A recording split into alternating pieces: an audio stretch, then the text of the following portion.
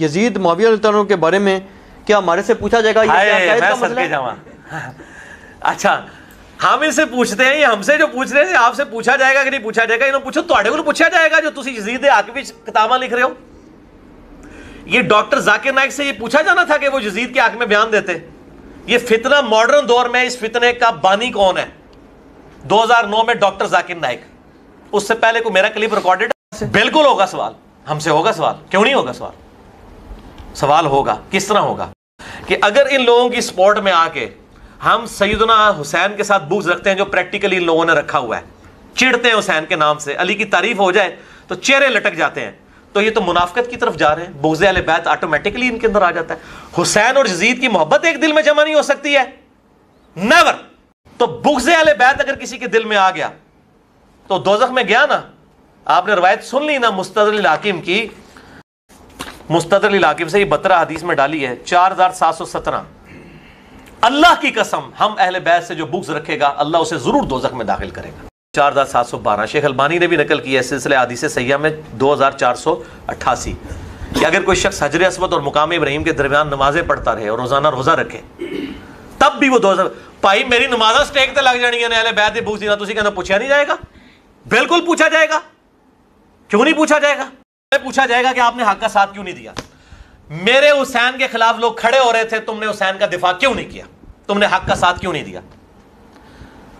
المستدرک الحاکم میں حدیث ہے صحیح سند کے ساتھ کہ سید الشہداء حمزہ ابن عبد المطلب ہیں، یا پھر سید الشہداء وہ ہے جو جابر حکمران کے سامنے کلمہ حق بلند کرے۔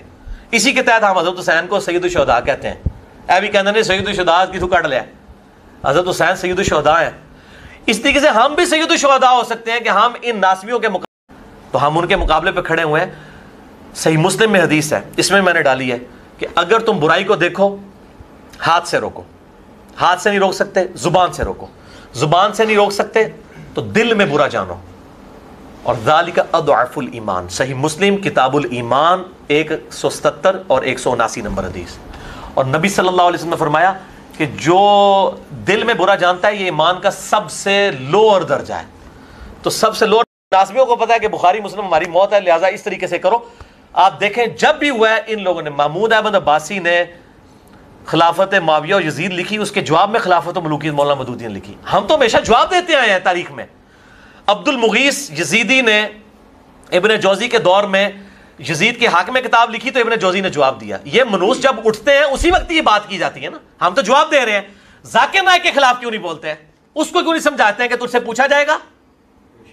اس سے تو نہیں کوئی پوچھ رہا، ہم سے کو پوچھتے ہیں آ کے، ہم تو جواب دے رہے ہیں۔ اور ہم نے بڑے احترام میں ان کے لیے دعائے خیر کی ہے کہ ان کی دعوت اچھی ہے، لیکن اس معاملے میں وہ رجوع کریں۔ تو یہ خود ساری کتابیں کرتے ہیں۔ یہ منہاج السنہ ابن تیمیہ نے لکھی ہے، یہ اللہ نے پوچھنا تھا تو نے یہ کتاب لکھنی ہے کہ نہیں؟